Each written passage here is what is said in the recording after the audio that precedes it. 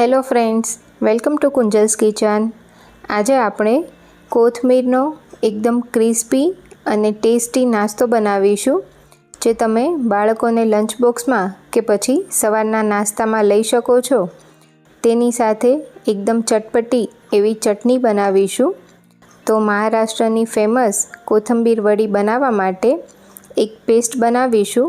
તો અહીં મેં 10 કળી જેટલું લસણ લીધું છે, તેની સાથે 3 લીલા મરચાં લીધા છે। તો કોથમીર વડીમાં મરચાંની તીખાશ જ આવશે, એટલે તમે જેટલું તીખું ખાતા હોય એ પ્રમાણે મરચાં લેવાના। સાથે 1 ચમચી સૂકા ધાણા લીધા છે અને સાથે 1 નાની ચમચી કાચું જીરું લેવાનું છે। 5 ચમચી જેટલું મીઠું લઈશું અને બધી જ વસ્તુને દરદરી વાટી લેવાની છે।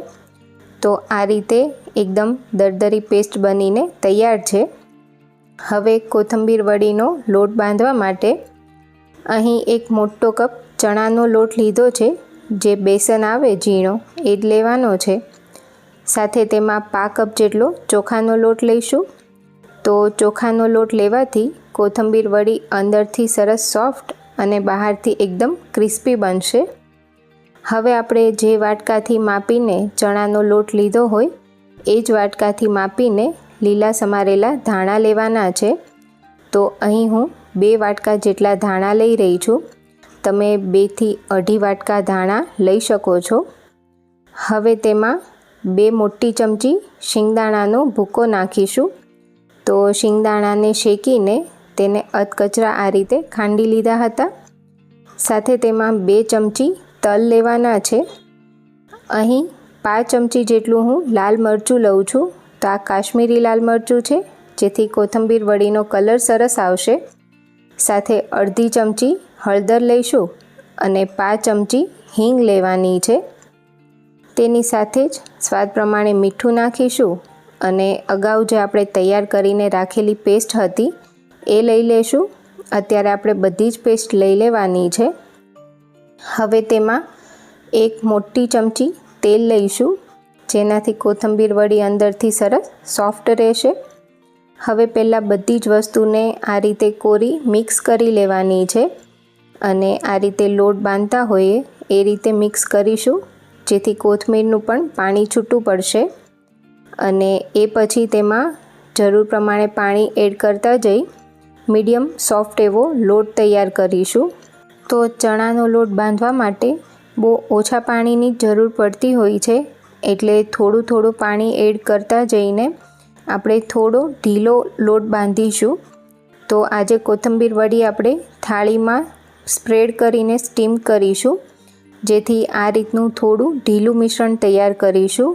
અને આટલો લોટ તૈયાર કરવા માટે અડધા કપ જેટલા પાણીની જરૂર પડી છે। હવે આપણે જે થાળીમાં કોથમીર વડી બાફવી છે તેને આ રીતે થોડું તેલ લગાવીને ગ્રીસ કરી લઈશું અને તેના પર તૈયાર કરેલું કોથમીર વડીનું મિશ્રણ સ્પ્રેડ કરી દેવાનું છે। તો અત્યારે મેં મીડિયમ થીક રહે એ રીતે થાળીમાં ફેલાવી દીધું છે। હવે તેના પર થોડા તલ છાંટીશું। તો તલના લીધે કોથમીર વડીનો લુક પણ એકદમ સરસ આવશે। હવે અહીં મેં સ્ટીમરમાં પાણી ગરમ કરી લીધું છે અને તેના પર કોથમીર વડીનું આ મિશ્રણ મૂકીને ઢાંકીને 10 થી 15 મિનિટ મીડિયમ ફ્લેમ પર તેને સ્ટીમ કરી લઈશું। ત્યાં સુધીમાં તેની સાથે સર્વ કરવાની ટેસ્ટી ચટણી બનાવીશું।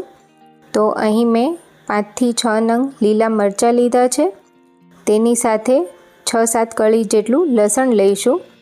સાથે 1 નાનો ટુકડો આદુનો લઈશું અને 5 ચમચી કાચું જીરું લેવાનું છે। સાથે સ્વાદ પ્રમાણે મીઠું નાખીશું અને 1 ચમચી નાળિયેરનું છીણ લીધું છે, સૂકા નાળિયેરનું છીણ લીધું છે। સાથે 1 ચમચી શેકેલા શિંગદાણા અને અડધો કપ આ રીતે સમારેલી કોથમીર લીધી છે અને સાથે થોડું પાણી નાખી ચટણી પીસી લઈશું। તો આ રીતે મેં થોડી દરદરી એવી ચટણી પીસીને તૈયાર કરી લીધી છે।